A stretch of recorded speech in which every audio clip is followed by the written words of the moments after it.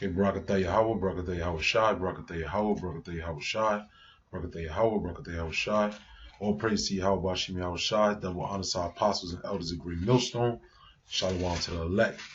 And basically, we're going to talk about how America is Babylon the Great. And prove that with the scriptures, go into etymology, and basically, Lord will us be edifying, did we get to the nitty gritty of who Babylon the Great is, all right? Because it is a mystery, as the scriptures say, and not everybody believes or knows what and who Babylon the Great is. All right, so we're gonna start with the history. Babylon. Give me Genesis the 11th chapter. We'll see what happened to Babylon, the original Babylon. Start at like the 4th verse, I guess. Come. Genesis 11:4. And they said, Go to let us build us a city in the tower, whose top may reach unto heaven, and let us make us a name, lest we be scattered abroad upon the face of the whole earth. Keep going? Yeah, keep going.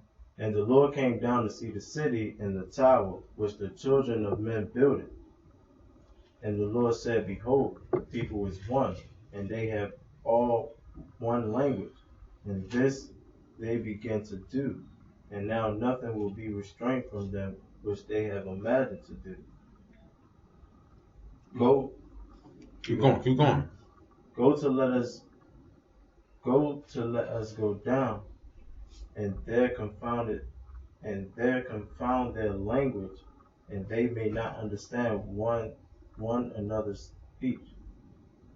So the Lord scattered them abroad from thence upon the earth upon the face of all the earth, and they let off to build the city. Therefore is the name of it called Babel, because the Lord did there confound the language of all the earth, and from thence did the Lord scatter them abroad upon the face of all the earth. Yeah, so when the Lord when men had purpose to do their own device, which was build the tower, the Lord confounded the language. And there you get the word babal, which means confusion, because when you look it up in the Hebrew, the word babal means confusion. Confusion means, when you break it down, con, which means with, and fusion, mixture. So he basically confounded the languages. Right. Let me just put this in right quick. I'm gonna go back here because I looked up that word. Read that word where it says confound their languages. Yeah, this is verse 7. It says, Go to let us go down, and there confound their language. Right. Now that word, I'm gonna go back again. I'm gonna click it again. The word for confound is literally babal. When you're confounded, you're in a state of confusion. Right? Which the scripture says what? Those that are in Yahweh shall not be confounded. And then also too, the scripture says what? That the Most High is not the author of confusion. So as I just clicked just now, the word confound means babal. Now it shows up 37 times as the word mingled, 2 times as the word confound, 1 time as anointed, mixed.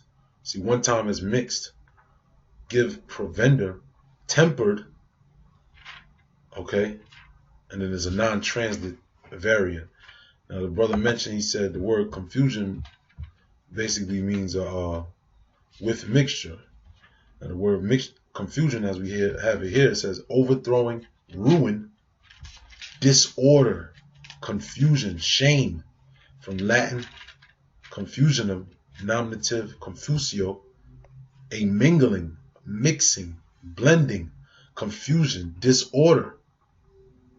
Right? A noun of action from confundere, to pour together, to confuse. Right? Sense of a putting to shame, a sort mental, while that a mental perplexity is from 1590s, which still is the same thing. You know, to be perplexed, it means to be confused. And you see, you have synonymous words: mix up, disarray. All right, go ahead. Yeah. Then we can just hit the precept. The next precept, is Isaiah 47:1. You know, we went into the history of Babylon, which means confusion. We'll bring Isaiah 47:1 up. Isaiah 47:1. Come down and sit in the dust, O virgin daughter of Babylon. Sit on the ground. There is no throne, O daughter of the Chaldeans. For thou shalt no more be called tender and delicate. Now, Right. when it says sit in the dust, it means sit in your confusion, you know. And the reason why it says, "O virgin daughter of Babylon," is because America has never been touched by a major war, you know, a major global war, so to speak. You know, these other nations haven't really had their hand in really getting down on Babylon. Like when you go into the history, you see World War I, World War II. United States entered into these wars. They were the last to enter into these wars, so to speak. You know, and they didn't have the great devastation that these other European nations had that fought in those wars. The Japanese, these other nations. You know. So read it again, brother. Isaiah 47:1. Come down and sit in the dust, O virgin daughter of Babylon. Sit on the ground. There is no throne, O daughter of the Chaldeans. For thou shalt no more be called tender and delicate. Keep going. Yeah, keep going. Take the millstone and grind mill. Uncover thy locks. Make bare the leg and uncover the thigh. Pass over the rivers.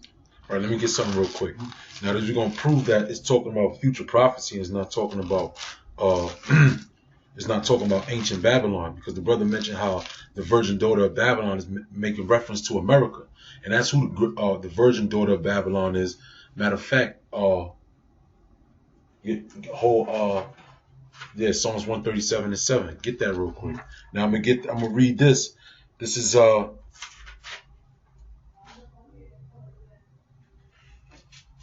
verse 7. This is of Revelations 18:7. This is proven that Isaiah 47 is talking about future prophecy, because it links up with this. The scripture says read how? Precept upon precept. That's the understanding of the scriptures, precept upon precept. Now this is Revelations 18:7. How much she had glorified herself and lived deliciously, so much torment and sorrow give her.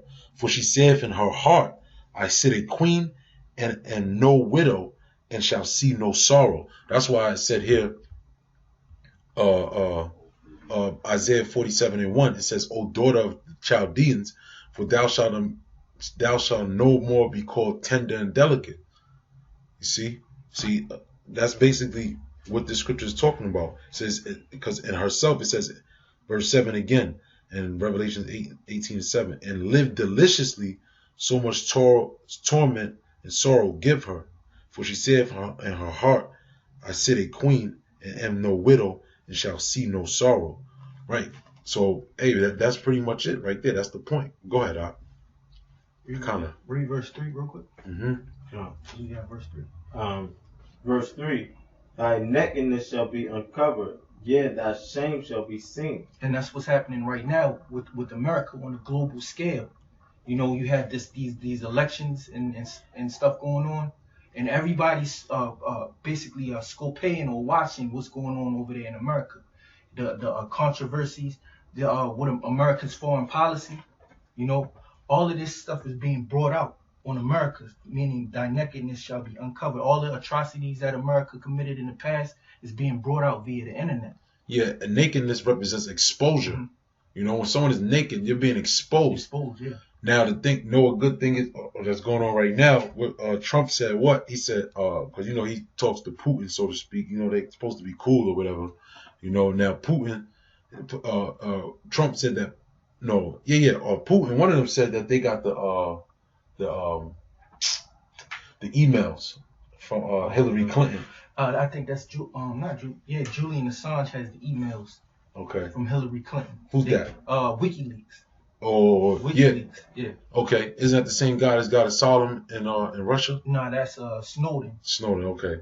But I think I did hear something about Putin revealing the emails or whatever. But one way or another, it's still showing America, being exposed, for its wickedness. But go ahead, Al. So let's go to the next scripture. Did you bring out Psalms 137? I got it. Okay.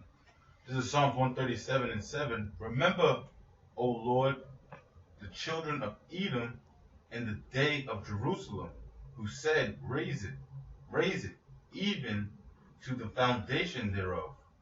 O daughter of Babylon, who art to be destroyed, happy shall he be that rewardeth thee as thou hast served us. Now the scriptures mention two key names, Edom and the daughter of Babylon, in that scripture.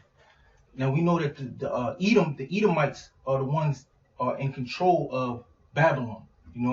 They're actually the modern day Chaldeans. Yep. It mentions O daughter of Babylon, who ought to be destroyed. Right, because the Chaldeans the Chaldeans were basically they lived outside of Babylon, but they were the rulers of Babylon. They were Babylonians, they were Cushites, but they were the rulers. They called the shots. That's how we know that. For future tense, David was linking up who the daughter of the Chaldeans is. Who the daughter of Babylon is. So, that rewarded thee as thou hast rewarded us. Happy shall he be that taketh and dasheth thy little ones against the stones. Yeah, that's the point on that. I want to get this word real quick, the Chaldeans, and show who that is.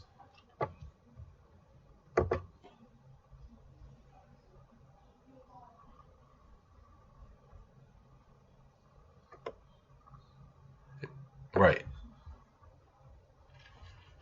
It says a territory in lower Mesopotamia bordering on the Persian Gulf. Right. It says the inhabitants of Chaldea living on the lower Euphrates and Tigris. All right. Well, go ahead. What do you know, brothers? Go from to Jeremiah 50, and you can start at chapter 1. Jeremiah 50:1. The word that Yahweh spake against Babylon and against the land of the Chaldeans by Jeremiah the prophet. Declare ye among the nations, and publish and set up a standard. Publish and conceal not. Say Babylon is taken. Bel is confounded. Merodach is broken in pieces. Her idols are confounded. Her images are broken in pieces. For out of the north there cometh up a nation against her, which shall make her land desolate, and none shall dwell therein. They shall depart, both man and beast. And though this is the prophet Jeremiah prophesying against Babylon, and it says he said, declare ye among the nations and publish and set up a standard, publish and conceal, and say Babylon is taken, Bel is confounded, because all of these idols in Babylon back then, they were confounded, and that's the same thing that's what's going to happen to Great Babylon. All the idols that these Edomites worship, they're going to be taken down, But you can continue, brother. Right. Salaki, I just want to read this because I made the statement earlier. It says, Chaldea, also spelled Chaldea, was a small Semitic nation, which that's not true, that emerged between the late 10th and 9th century BC, serving until the mid 6th century BC, after which is dispersed as the Chaldeans tribes was absorbed into the native population of Babylonia. It was located in the marshy land of the far southeastern corner of Mesopotamia and briefly came to rule Babylon. See, there's a difference between the Chaldeans and the Babylonians. Go ahead. You keep on reading. Come. Verse 4. In those days, and in that time, saith Yahweh, the children of Israel shall come, they and the children of Judah together, going and weeping. They shall go and seek Yahweh their power. It says, in those days, which this is future prophecy, and in that time, saith the Lord, the children of Israel shall come, they and the children of Judah together. And it says going and weep, because, you know, this is really this is really a prophecy, but it actually happened too, you know. The Babylonians were taken down by another nation, but when it says in those days and in that time, saith the Lord, the children of Israel shall come together with the children of Judah, that's talking about in the times we living in now, the times that we're coming into now. But you can continue reading, brother. Verse 5. They shall ask the way of Salakia. They shall ask the way to Zion with their faces thitherward, saying, Come and let us join ourselves to Yahweh in a perpetual covenant that shall not be forgotten. Verse 6. My people have been lost sheep. Their shepherd hath caused them to go astray. They have turned them away on the mountains. They have gone from mountain to hill. They have forgotten their resting place. See, they have forgotten their resting place, because back on the time of Jeremiah, we knew that we were Israelites. But the scriptures say they have forgotten their resting place, which our resting place is Israel. You know? That's right. Because we came straight out of Israel into Babylon. You know, we was dragged out of there. You know? Verse 7. All that found them have devoured them, and their adversaries said, We offend not, because they have sinned against the Lord, the habitations of justice, even the Lord, the hope of their fathers. Remove out the midst of Babylon, and go forth out of the land of the Chaldeans, and be as he goats before the flock. For lo, I will raise and cause to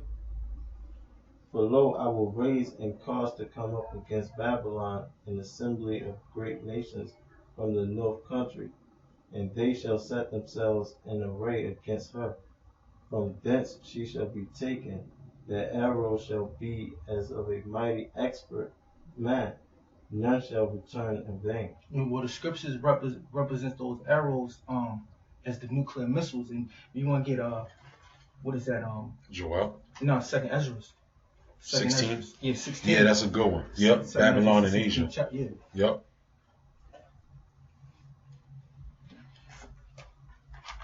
Because those arrows represent nuclear missiles.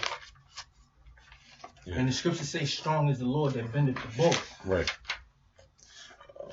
The second Ezra is 16:1. No. Yeah, my bad. Go ahead, read it. Woe be unto thee, Babylon and Asia. Woe be unto thee, Egypt and Syria.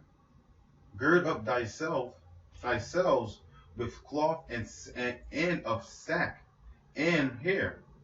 Bewail your children and be sorry, for your destruction is at hand.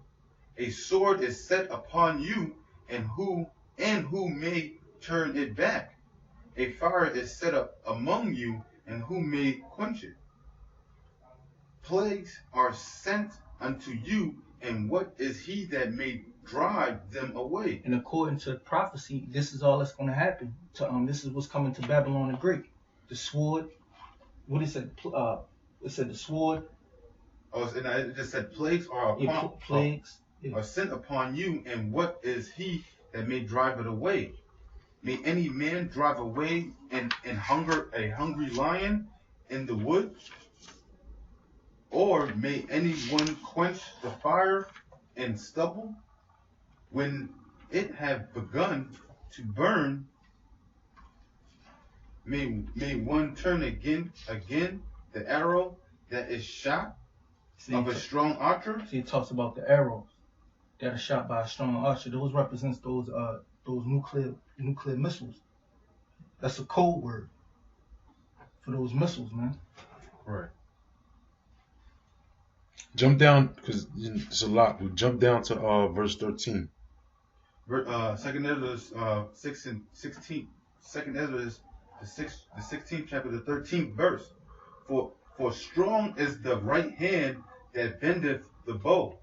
His arrows that he shotteth are sharp, and shall not miss.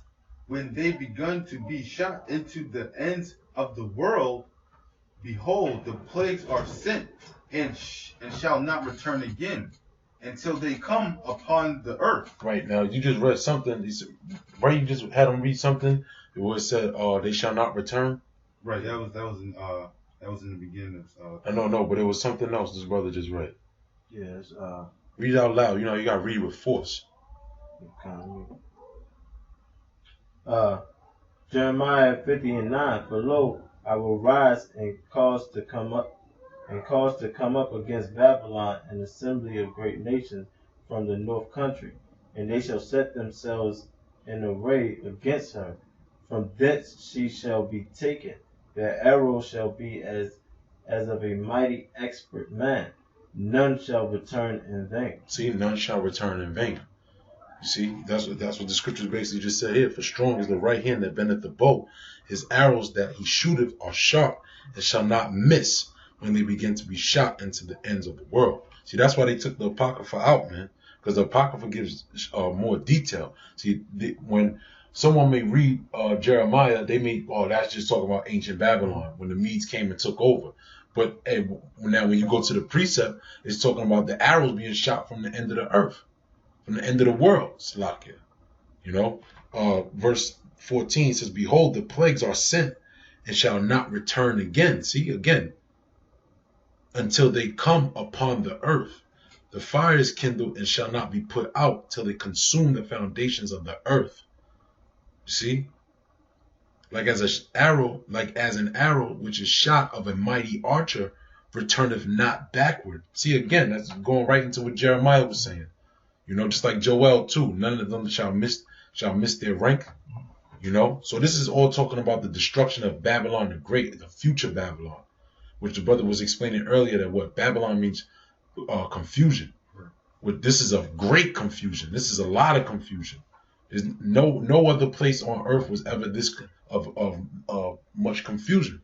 Nobody knows who they are. The Chinese people, that's not their real name. Chinese, that's a Greek terminology. Who else? The Japanese, they don't know who they are. Even the so-called Africans are calling themselves Africans. Mm-hmm. That's great confusion. And then you got a melting pot of people who call themselves the same thing, but then when they revert back to who they think they are, they're not even them people. So this is Babylon the Great. This is a place of much great confusion. All right? Hey, read down Jeremiah 50 verse 13. Verse 13. Because of the wrath of the Lord, it shall not be inhabited. He's talking about Babylon again. Mm-hmm. But it shall be wholly desolate. Everyone that goeth by Babylon shall be astonished and hissed at all her plagues. Now go to Revelation, the 18th chapter. Mm-hmm. I think it's 18. Top? No, not the top. Not the top. It's towards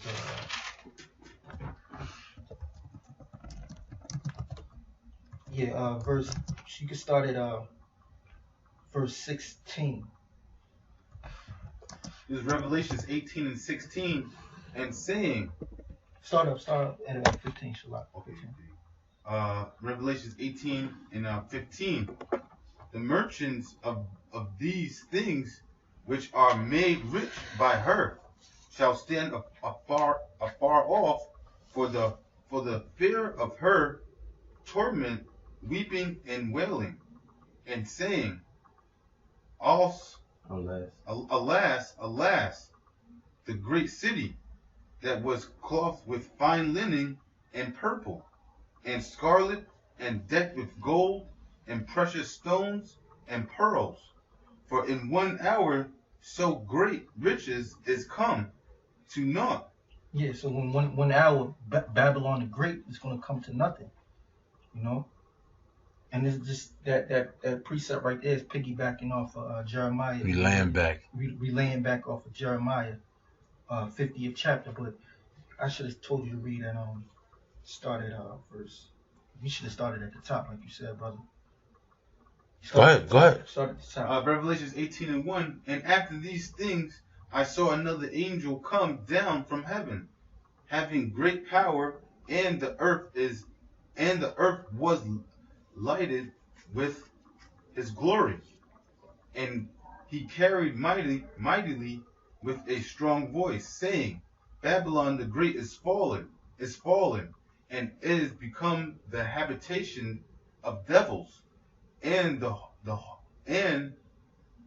is behold of every foul spirit, and a carriage of every unclean and a cage of every unclean and hateful bird. Yeah, because that's the only things that's gonna inhabit Babylon once America's destroyed.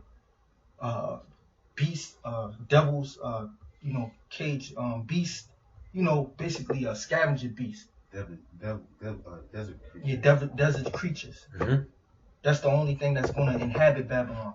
There's not gonna be any human life in America once it's destroyed. Never again. For all nations have drunken of her wine, of the wrath of her fornication, and the kings of the earth have committed fornication with her. Yeah, and the wine represents her philosophies. Her democracy, everything that comes with her democracy, her way of life, her way of thinking, that represents the wine. Homosexuality, transgenderism. Woman over men. Women rights. Yeah, women rights. Their so-called spin on human rights. Yeah. What is it? What else? Bestiality, all kinds of madness. Bestiality.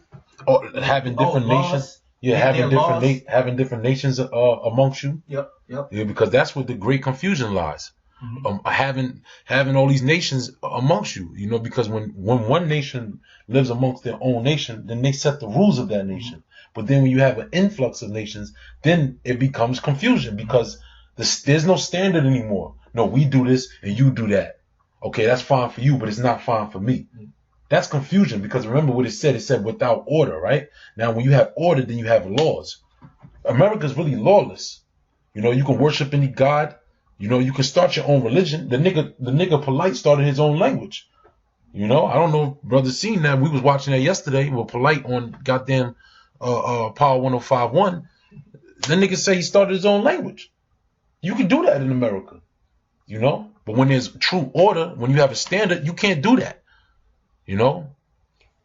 But yeah, go ahead. Whatever. And the merchants of the earth are waxed rich through the abundance of her delicacies.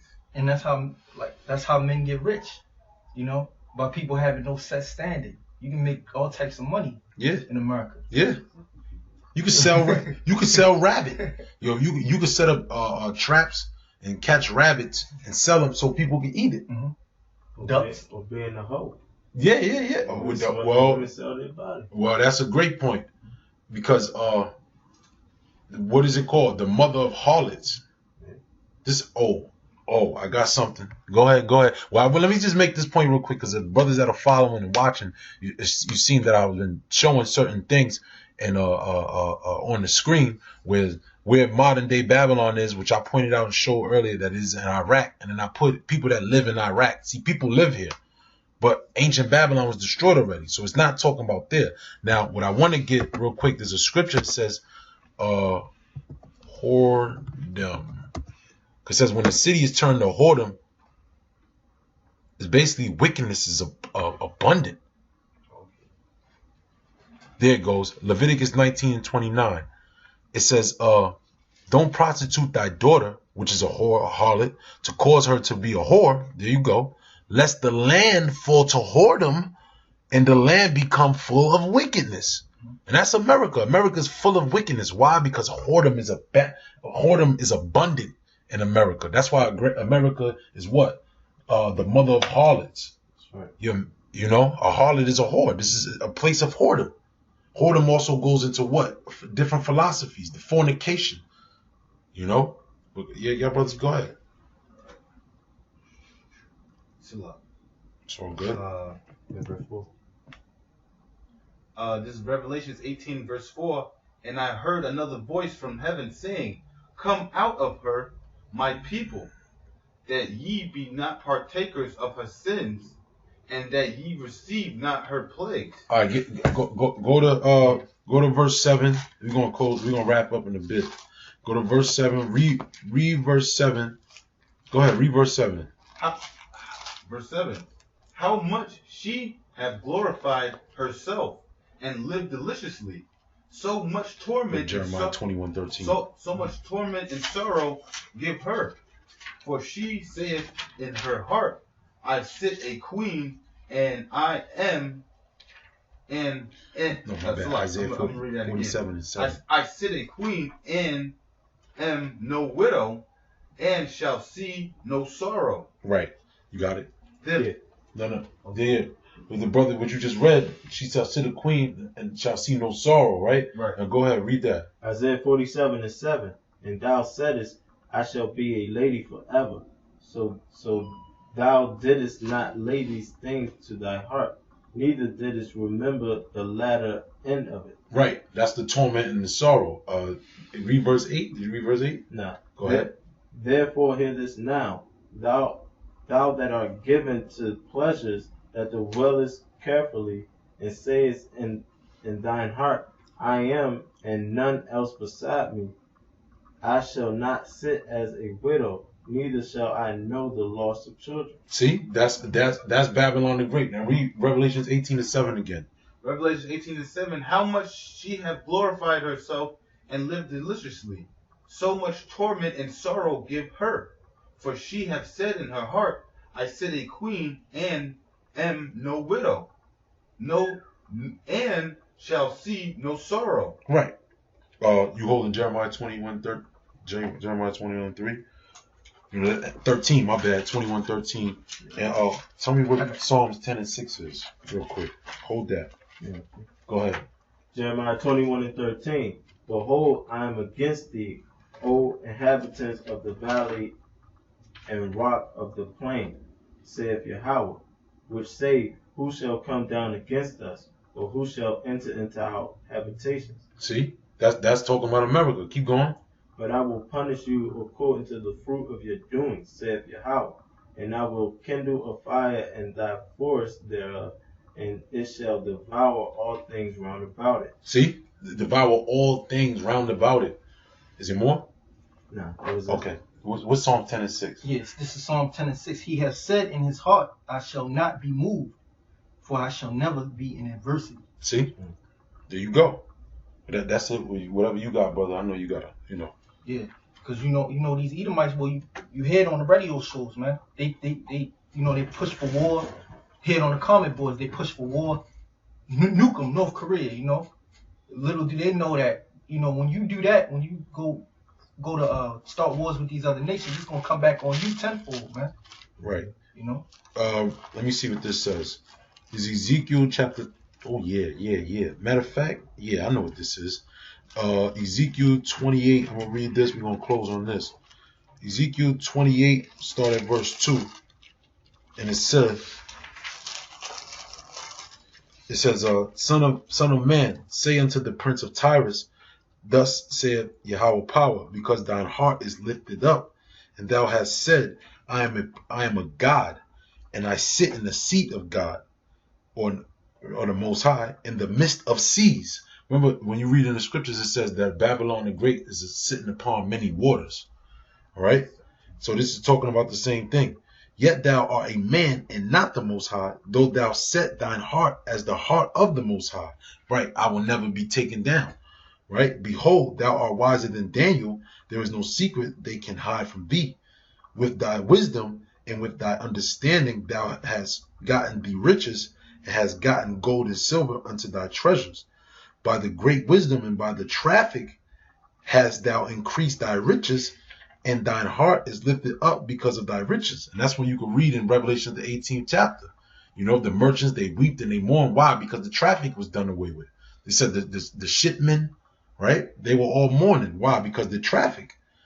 It says, therefore, thus saith Yahweh power, because thou hast set in thine heart as the heart of the Most High. See, that's that boastfulness, right?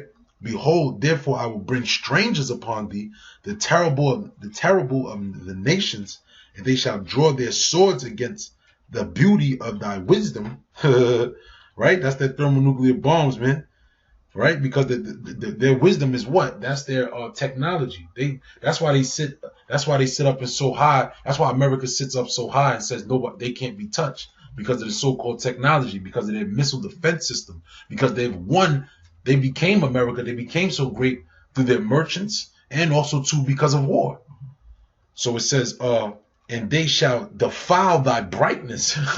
America's gonna be defiled, man, with these missiles, man. You know, that's what, you know, you be watching that show, you know, where they say, violate this nigga. You know? And that's what the scriptures is saying. America's gonna get violated, man.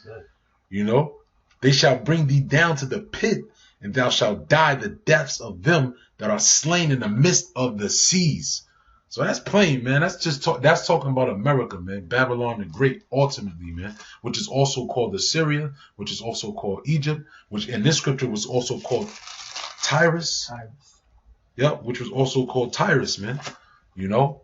So America is Babylon the Great is a code word for America, and so are many other names as well, man. But if you got any closing words or scriptures? Nah. Well, that's a mystery. Yeah. You know, it's a mystery, because if everybody knew that Babylon was the great, everybody would leave this place, man. So it has to become a mystery, you know. Right. Yeah. Did you read Revelation 17:5?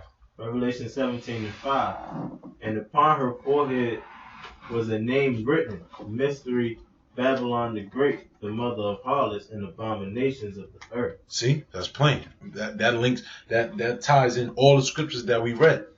You know, all the statements that brothers made. You know, and that's pretty much it. You know, give all praise to Yahweh Bashim Yahweh Shai. Double honor to our apostles and elders of Great Millstone. Shalom to the elect. Shalom. Shalom. Take it out. Yeah, comfortable. Where you supposed